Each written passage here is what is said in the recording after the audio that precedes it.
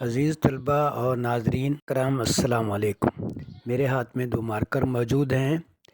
پہلا مارکر ہے پیلے رنگ والا، یہ خط عربی کے لیے، اور دوسرا مارکر جو نیلے والا ہے، اس سے ہم خط نستعلیق اردو ہی لکھیں گے۔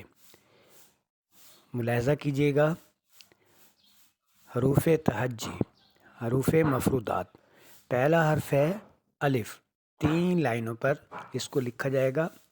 یہ سیدھا ہی اس کو سیدھا مستقیم لکھنا ضروری ہے، غور سے دیکھیے گا۔ اور اس کے بعد دوبارہ الف کو بھی لکھیں گے اور اس کے اوپر مد ڈالیں گے، الف مد آ یہ بنے گا۔ پہلا حرف تھا الف، دوسرا حرف ہم نے لکھا ہے الف مد آ۔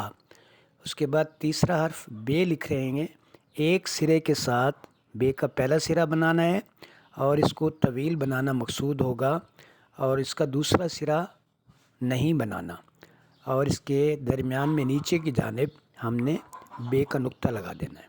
ہم تے کو بنائیں گے، دونوں سروں کے ساتھ پہلا سرا بھی ہوگا اور دوسرا سرا بھی مکمل کریں گے، اور یہ قدرے چھوٹا رہے گا۔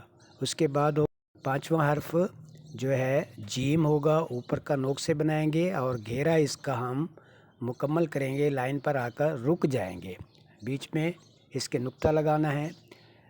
بے کو نشست اس کی بڑی ہوگی، پہلا سرا ہوگا دوسرا سرا نہیں ہوگا۔